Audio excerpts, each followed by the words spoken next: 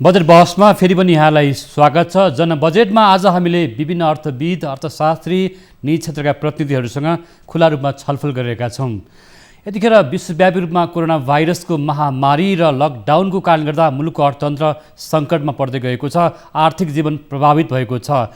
कोरोनाको कारण गर्दा मानव जीवनमा सँगै आर्थिक क्षेत्र पनि यतिखेर सङ्कटमा पर्दै गएको छ। अर्थशास्त्रीहरूले नेपालको अर्थतन्त्र ऋणात्मक हुन सक्ने अवस्थाको अनुमानहरू गरिरहेको अवस्था छ। आर्थिक वृद्धि दर अझ कमजोर हुन सक्ने, ऋणात्मक हुन सक्ने भन्ने अनुमान छ। बेरोजगारी बढ्दै गएको छ। उद्योग व्यापार प्रतिष्ठानहरू बन्द हुँदै गएका छन्। लकडाउन अझ लम्बिँदै जाने सङ्केत देखिएको छ। प्रधानमन्त्रीको सम्बोधनमा पनि त्यो कुरा सङ्केत गर्न सकिन्छ। के यो अवस्थामा आउने आगामी आर्थिक वर्षको बजेट कस्तो आउला र बजेटले जनताको लागि आर्थिक विकासको लागि कस्तो खालको आर्थिक कार्यक्रम ल्याउनुपर्छ? यतिखेर कोरोना भाइरसको महामारीको विपत्तिको बेलामा आउने बजेट कस्तो हुनुपर्छ? बजेट हरेक वर्ष आउने गर्छ, तर बजेटमा नारा, विभिन्न कार्यक्रमहरू हुन्छन्, तर ती कार्यक्रम जनतामा पुग्न सक्छन् कि सक्दैनन् भन्ने विषयमा आज हामीसँग यति नै बेला पूर्व अर्थमन्त्री तथा नेपाली काङ्ग्रेसका नेता डाक्टर रामशरण महत अहिले हामीसँग सम्पर्क हुनुहुन्छ। म उहाँलाई स्वागत गर्छु। नमस्कार डाक्टर साहब, यहाँलाई स्वागत छ। यहाँले आफ्नो राजनीतिक जीवनमा धेरै पटक अर्थमन्त्री भएर बजेट निर्माण गरिसक्नु भएको छ। बजेट निर्माणको अनुभव पनि यहाँलाई थाहा छ। यतिखेर भर्खर पनि नेपाली कङ्ग्रेसले यहाँकै संयोजकतामा नेपाली कङ्ग्रेसका अर्थमन्त्रीहरू, अर्थविदहरू, योजनाकारहरू रहेको एउटा चाहिँ समितिको संयोजकको रूपमा यहाँहरूले एउटा सुझाव पनि सरकारलाई प्रस्तुत गर्नुभएको छ, बुझाउनु भएको छ। यस अर्थमा आगामी आर्थिक वर्षको बजेटको प्रस्तुत गर्ने क्रम भइरहेको अहिलेको अवस्थामा आगामी बजेट कस्तो आउनु पर्ला, बजेटको प्राथमिकताहरू के हुनु पर्ला, सिद्धान्तहरू के हुनु पर्ला भन्ने के लाग्छ यहाँलाई डाक्टर साहब? होइन, एउटा कुरा यहाँले पनि सही समाचार थाहा पाउनु पर्यो। सरकारलाई बुझाएको चाहिँ नि कसरी थाहा पाउनुभयो तपाईँले? हामीले सरकारलाई बुझाएको होइन, यो पार्टीको चाहिँ आन्तरिक डकुमेन्ट हो। पार्टीको चाहिँ नि वेबसाइटमा राखिएको छ, मिडियाहरूमा पनि आइराखेको छ। सरकारले हामीसँग माग्या भए पो हामीले चाहिँ सरकारलाई बुझाउने हो। हामी त प्रतिपक्षी दल हौँ, हाम्रो चाहिँ एउटा स्ट्यान्ड छ, त्यसलाई उनीहरूले ध्यानमा राख्नुपर्ने होइन। पर्ने नपर्ने त उनीहरूको आफ्नो काम हो।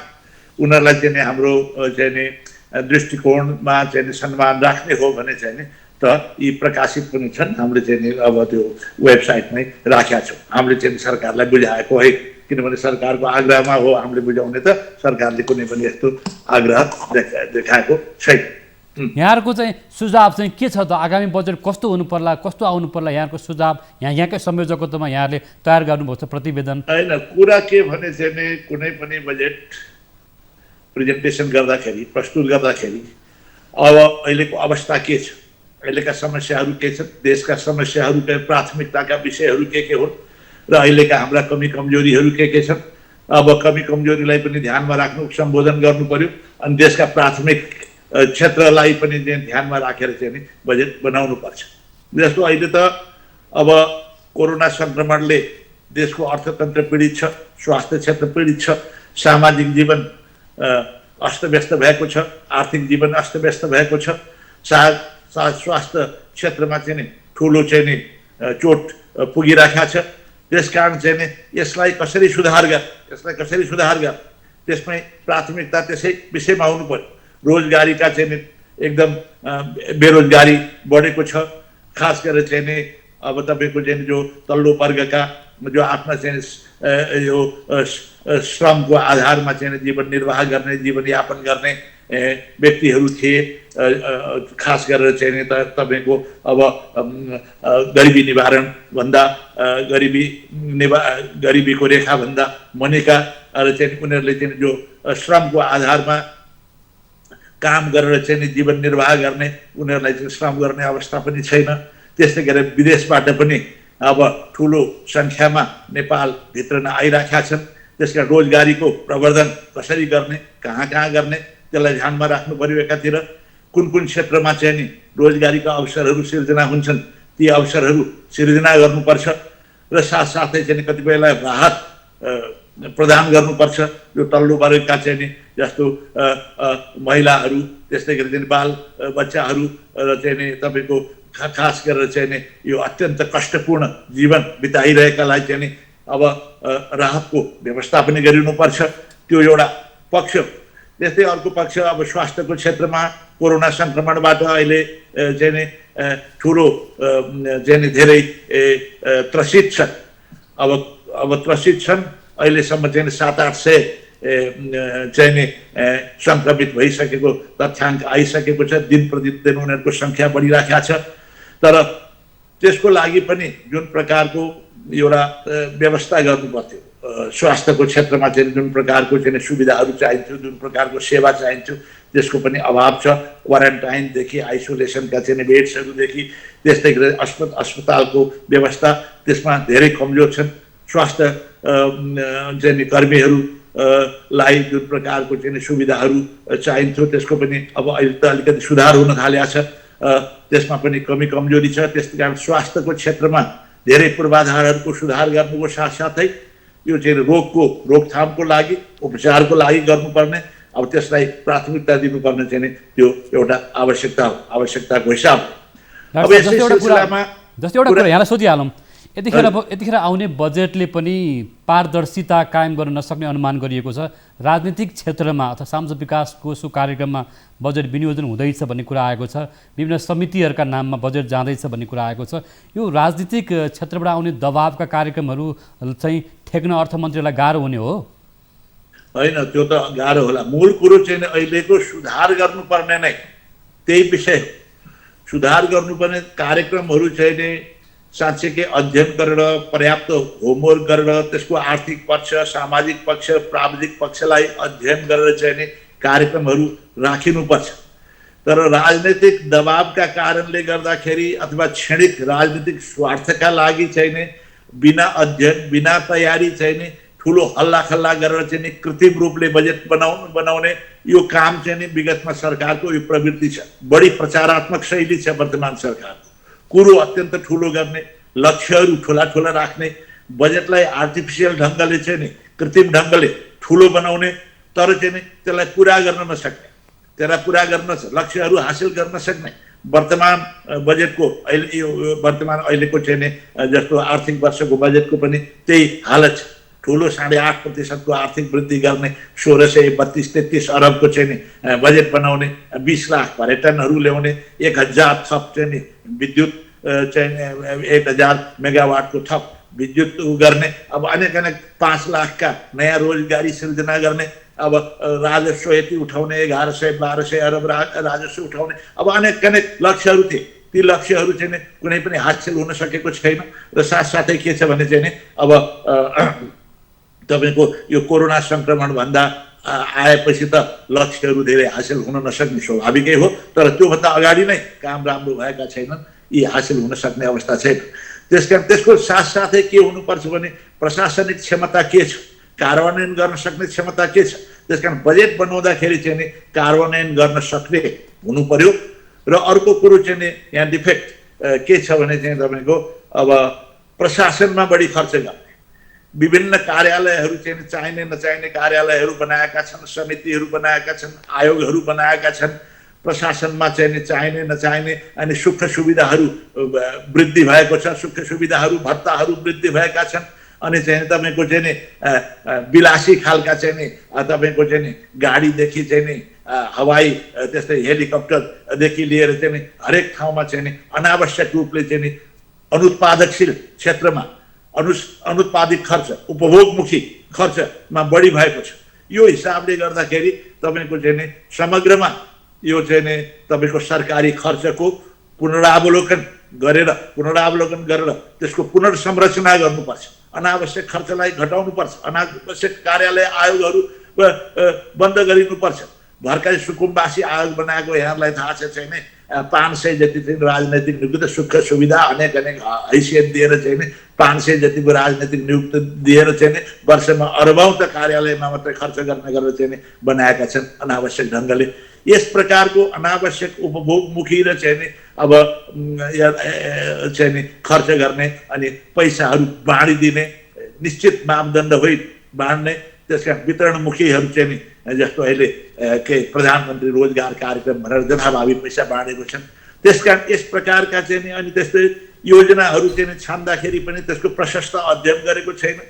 पुराना आयोजनाहरूलाई चाहिँ नि चालु आयोजनाहरूलाई सम्पन्न गर्ने भन्दा नयाँ चाहिँ नि अनेक अनेक कुरो ठुल्ठुलो कुरो गरेर राजनीतिक चाहिँ नि क्षणिक राजनीतिक स्वार्थका लागि लोक रिझाइका लागि चाहिँ नि अनि गर्ने यी कामहरू चाहिँ नि भएका छन्। डाक्टर साहब एउटा कुरा जस्तो यहाँ पनि पटक पटक अर्थमन्त्री भइसक्नु भएको छ, झन्डै 52 सालदेखि यहाँले चाहिँ मुलुकको अर्थतन्त्र नजिकबाट हेर्नु भएको छ अर्थमन्त्रीका रूपमा पनि।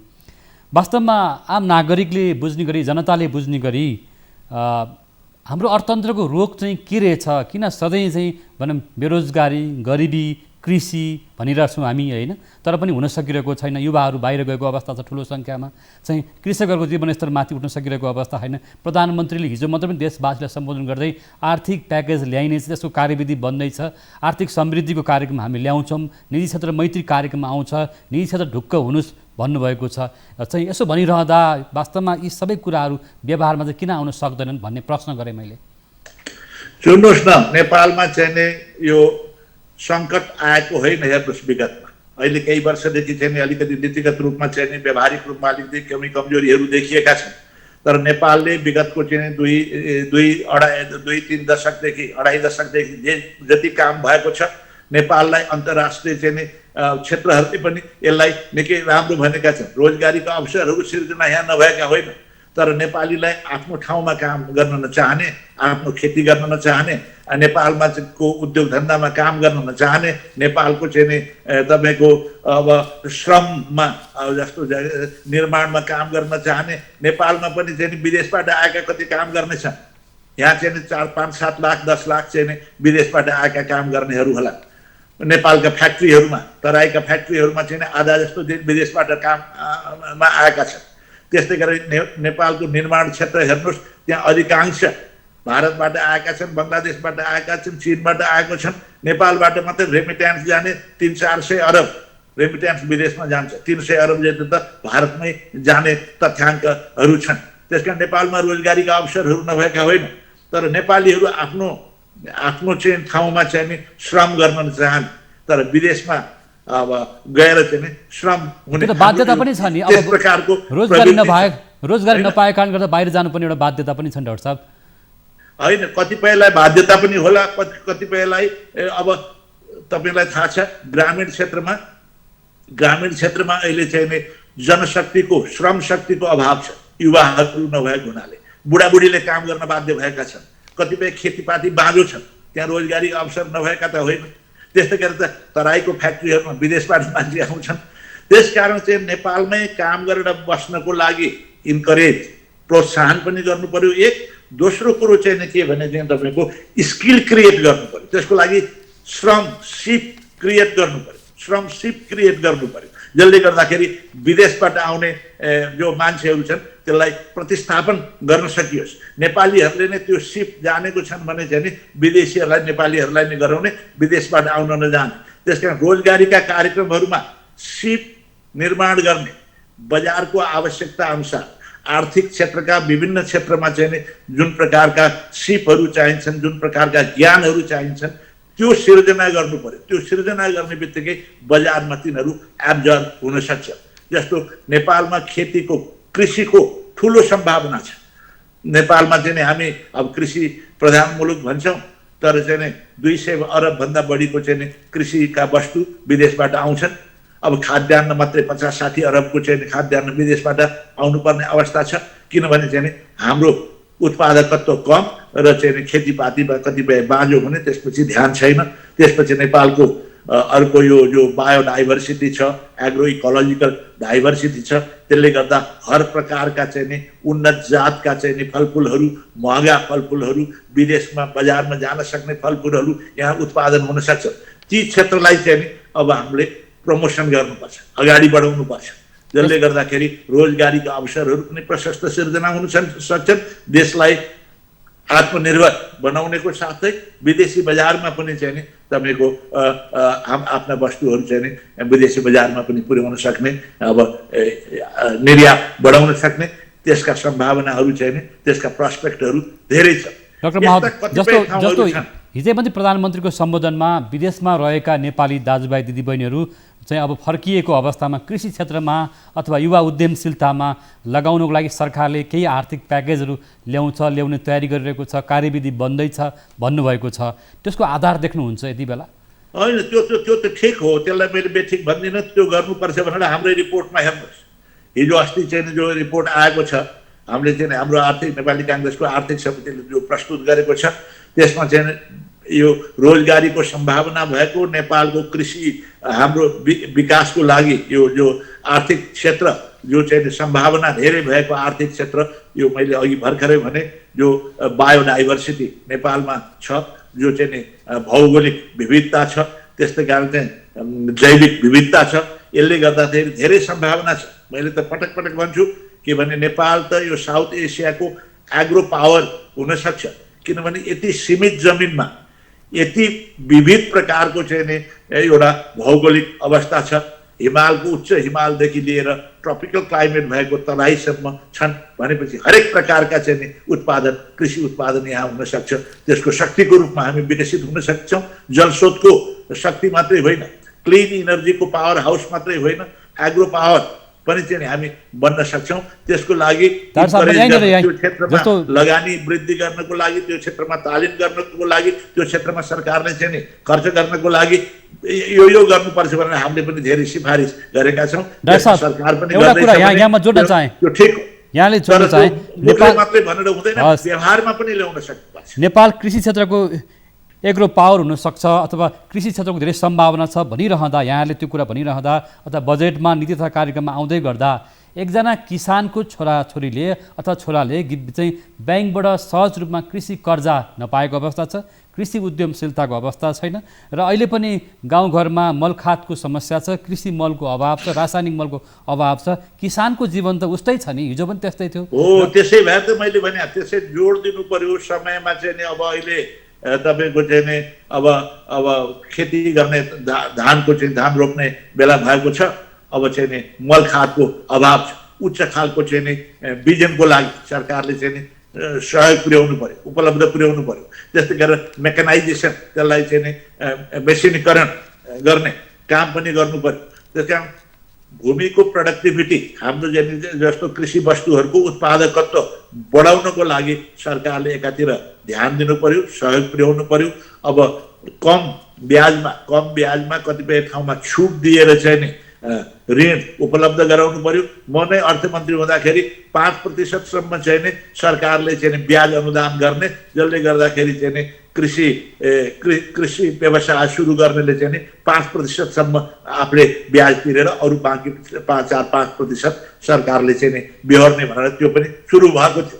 यसलाई अझ घटाउन पनि सकिन्छ, अझ सजिलोसँग चाहिँ नि यसलाई राष्ट्र ब्याङ्कले चाहिँ नि रिफाइनान्स ब्याङ्किङहरूलाई गरेर चाहिँ नि अझ यसलाई बढाउनु पर्छ। यस प्रकारले यो अब हामी अन्ततिर आइसकेका छौँ। यहाँले अन्तर्राष्ट्रिय दात्री समुदायलाई नजिकबाट हेर्नुभएको छ। यतिखेर बजेटको लागि हाम्रो चाहिँ आय स्रोतहरू, आम्दानीका स्रोतहरू, करको दर, राजस्वहरूको चाहिँ यो लकडाउन र कोरोना भाइरस कारणले गर्दा राजस्वको लक्ष्य अनुसार उठ्न सक्ने अवस्था देखिएको छैन र आजै पनि संसदमा अर्थमन्त्री डाक्टर युवराज खतिवडाले चालु आर्थिक वर्षको आर्थिक सर्वेक्षण सार्वजनिक गर्नुभएको छ। एकजना अर्थमन्त्रीको नाताले यहाँ पटक पटक काम गरिसक्नु भएको छ। दाताहरूबाट आउने सहयोगको अवस्था अब के हुन्छ, ऋण सहायता के हुन्छ, हामीसँग आन्तरिक स्रोतहरू घट्दै गएको अवस्था छ, निजी क्षेत्रले उद्योग व्यापार प्रतिष्ठान बन्द गरेको अवस्था छ, राहत पाएनौँ, आर्थिक प्याकेज ढिला भयो भनिरहेको अवस्था छ, निजी क्षेत्रले भोलि ताल्चो साँचो नै बुझाउनु पर्ने अवस्था आयो भने के गर्ने? यस्तो अवस्थामा यी सङ्केतहरू, अर्थतन्त्रका सङ्केतहरूको, अर्थतन्त्रका परिसूचकहरू हेर्दाखेरि यहाँलाई के लाग्छ? हेर्नुहोस्, यस्तो अवस्थामा के भने चाहिँ नि अनावश्यक रूपले बढी खर्च जसरी सरकारले गरेको छ त्यो खर्च घटाउनु पर्यो। बजेट ठुलै बनाउनु पर्ने भन्ने जरुरी पनि छैन, व्यावहारिक बजेट बनाउनु पर्यो। अनावश्यक प्रशासकीय खर्च, सुविधाहरू बढाउनको लागि, आफ्ना कार्यकर्तालाई चाहिँ सुविधा दिनको लागि अनेक घरहरू चाहिँ यो गरेको छ। जस्तो अहिले भर्खरै भनिसके अहिले जो सुकुम्बासी आयोग बनाएका छ, यस्ता आयोग र समितिहरू यसलाई चाहिँ जरुरत छँदै छैन। यही सरकारले बनाएका चाहिँ प्रशासन यो चाहिँ सार्वजनिक खर्च पुनरावलोकन आयोगले आयोगको सिफारिसहरूलाई नै सरकारले कायम गर्यो भने चाहिँ नि जहाँ जहाँ आवश्यक छ त्यहाँ बढी खर्च गर्न सकिन्छ। अर्को जहाँसम्म तपाईँले विदेशी सहायताको कुरो गर्नुभयो, विदेशी सहायता चाहिँ नि अहिलेको सङ्क्रमणको अवस्थामा चाहिँ नि अब एसियाली विकास ब्याङ्कले पनि कति अरब हामी चाहिँ नि अहिले थप दिन्छौँ भनेर भनेको छ। अब उनीहरूको चाहिँ 1% आधा प्रतिशत ऋणमा चाहिँ नि आउँछ। त्यस्तै विश्व ब्याङ्कले पनि दिन्छु भनेको छ, इन्टरनेसनल मोनिटरी फन्डले पनि दिन्छु भनेको छ, अरू कतिपय चाहिँ नि बाइलेटरल कन्ट्रीहरूले पनि सहयोग दिन्छन्, सहयोग नहुने होइन। तर साथसाथै अर्को कुरो वैदेशिक सहायता केमा पनि भर पर्छ भने हाम्रो आफ्नो चाहिँ नि त्यसलाई आयोजनाहरू कार्यान्वयन गर्न सक्ने क्षमतामा पनि भर पर्छ। किनभने जति पनि विदेशी सहायता प्राप्त हुन्छ यसै पालि मात्रै आउने होइन, यसपालि त सङ्क्रमणको कारणले केही थप सहयोग दिने चाहिँ विभिन्न दात्री संस्थाहरूले दिने एउटा पक्ष हो भने अरू चाहिँ नि विगतमा भएका हाम्रा सम्झौताका आधारमा वैदेशिक सहायता आउँछ। ऋणको पनि त्यसैमा हुन्छ, अनुदान पनि त्यसैमा हुन्छ। अब नेपालमा ती आयोजनाहरू समयमा चाहिँ सम्पन्न हामीले गर्न सकेनौँ भने बजेट तुरुन्त आउँछ। किनभने पहिला त वैदेशिक सहायता जो देशभित्र हुने काममा चाहिँ नि अब नेपालले नै पहिला कार्यान्वयन गर्नु पर्यो, खर्च गर्नु पर्यो, अनि चाहिँ नि त्यो विदेशीले चाहिँ जति पनि उनीहरूको आयोजनामा खर्च भएको छ तुरुन्त चाहिँ नि हामीले कागज पठाउने बित्तिकै तुरुन्त रिइम्बर्समेन्ट गरिहाल्छ, तुरुन्त त्यसलाई पैसा दिइहाल्छ।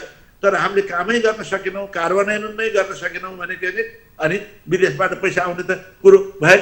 त्यसकारण सरकारको प्रशासनिक क्षमता पनि बढाउनु पर्यो। अहिले जस्तो राष्ट्रिय चाहिँ गौरवका आयोजना भनेर 23वटा आयोजनामा चाहिँ नि 103 अरबको बजेट राखिएको थियो यो चालु आर्थिक वर्षमा। 6 महिनामा 20 अरब चाहिँ नि मुस्किलले 20 अरब पनि खर्च भएको छ। त्यस्तै गरी चाहिँ भूकम्प पश्चातको पुनर्निर्माणमा राखेका 150 अरब जतिको चाहिँ भन्दा पनि बढीको जो बजेट थियो त्यसमा पनि 20-30% भन्दा बढी चाहिँ खर्च भएन 6 महिनासम्म। यसले गर्दाखेरि चाहिँ यी सबै यी कार्यक्रमहरूमा वैदेशिक सहायता पनि आउँछ। त्यसकारण चाहिँ त्यति काम गर्न सकेपछि आउँदैन। त्यसकारण हाम्रो कार्यान्वयन क्षमता, प्रशासकीय क्षमता, कार्यान्वयन क्षमता बढाउनु पर्यो, क्वालिटी अफ गभर्नेन्स बढाउनु पर्यो, दक्षतापूर्वक काम गर्न सक्ने क्षमता बढाउनु पर्यो। हल्ला खल्ला मात्रै गरेर ठुल्ठुला कुराहरू गरेर भाषण मात्रै गरेर चाहिँ नि देशको विकास हुँदैन, उन्नति हुँदैन चाहिँ नि। यहाँले प्रशासनिक क्षमता बढाउनु पर्छ भन्दै गर्दा चाहिँ पारदर्शिता कुराहरू आइरहेको छ, भ्रष्टाचार सुशासन कुराहरू बढिरहेको छ, त भ्रष्टाचार बढ्यो अर्थात् बजेटको चुहाट बढ्यो भन्ने कुरा छ। यो हरेक सरकारमा यही कुराहरू उठ्ने गर्छ। किन अर्थ मन्त्रालय अथवा सम्बद्ध विकास आयोजनाहरूमा हुने भ्रष्टाचारको रोग के हो? यो राजनीतिक अथवा नेताहरूको तहबाट हुने हो कि चाहिँ यो कर्मचारीहरू सम्मिलित हुन्छन् कि के कारण बढ्दै गएको छ त? यो होइन, कुरो त कहाँ कहाँ भ्रष्टाचार भएको त भएको ठाउँमा पनि आरोप लाग्छ, कतिपय ठाउँमा नभएका ठाउँमा पनि आरोप लाग्छ। त्यसकारण राम्रोसँग निष्पक्ष ढङ्गबाट चाहिँ छानबिन हुनु पर्यो। कहाँ कहाँ कसरी हुन्छ, जसले पनि भ्रष्टाचार गर्ने जसले गरेको छ त्यसले गरेको छ भने प्रमाणसहित समात्नु पर्यो। सरकार यो मामलामा कडा हुनुपर्छ। जति पनि हाम्रा चाहिँ छानबिन समिति चाहिँ नि जस्तो यो जो समिति छ चाहिँ नि तपाईँको चाहिँ CII छ, तपाईँको चाहिँ नि अख्तियार पनि निष्पक्ष बन्न सकेको देखिँदैन नि त। त्यसकारण चाहिँ नि काममा देखिनु पर्यो र नियुक्तिहरूमा राजनीतिकरण हुनु भए, राजनीतिकरण पार्टीकरण हुनु भए त्यहाँभन्दा माथि उठ्न सक्नु पर्यो। निष्पक्ष ढङ्गबाट नियुक्ति हुनु पर्यो। अहिले त संवैधानिक आयोगहरूमा न्यायालयमा पनि चाहिँ कतिपय राजनीतिक नेताहरूले उ गर्ने अब आफ्नो पक्षको मान्छेहरू हेर्ने प्रवृत्ति पनि देखिन थालेको छ। त्यसकारण यसले क्वालिटी अफ गभर्नेन्स हरेक क्षेत्रमा चाहिँ नि मेरिटोक्रेसीको आधारमा, प्रोफेसनलिजमको आधारमा चाहिँ नि नियुक्तिहरू हुनुपर्छ। अहिले त प्रशासनमा पनि जति राजनीतिकरण र पार्टीकरण बढी देखिन्छ त्यो right man in the right place छैन, मेरिटोक्रेसीमा आधारित छैन। संवैधानिक निकाय आयोगहरूमा पनि चाहिँ त्यो अलिअलि त्यस्तै प्रभाव देखिन्छ। त्यहाँभन्दा माथि उठ्न सक्नु पर्यो। त्यसमा क्वालिटी अफ गभर्नेन्समा सुधार चाहिँ नि मेरिटको आधारमा हुनुपर्छ र चाहिँ जसले गर्दाखेरि भ्रष्टाचार गर्ने, यो दुरुपयोग हुने, रकमको दुरुपयोग हुने यी कामहरू चाहिँ नि कहीँ पनि नहोस्। कहीँ भएको छ भने चाहिँ नि त्यसको तुरुन्त छानबिन गरेर तुरुन्त कारवाही हुने चाहिँ नि संस्कृति विकास गरेपछि अनि त्यो स्वतः चाहिँ नि न्यूनीकरण हुँदै जान्छ। हस् त डाक्टर साहब, समकक्षी अर्थमन्त्री डाक्टर युवराज खतिवडालाई अन्तिममा केही भन्न चाहनुहुन्छ? सुझाव केही छ? छोटकरीमा केही छ भने मात्रै। होइन, मैले भनिसकेँ। अब यो बजेट भनेको चाहिँ नि प्रेजेन्टेसन गर्ने अर्थमन्त्रीले हो, तर अर्थमन्त्रीले मात्रै होइन, विभिन्न मन्त्रालयहरूको प्रस्ताव अनुसार मन्त्रालयका कार्यक्रमहरू त मन्त्रालयबाट आएका हुन्छन् होइन। अर्थ मन्त्रालयसँग परामर्श पनि गर्न सक्नुपर्छ। अब अर्थमन्त्रीले मात्रै रोकटोक गर्न सक्दैनन्, त्यसकारण राजनीतिक दबाव पनि बढी हुन सक्छ।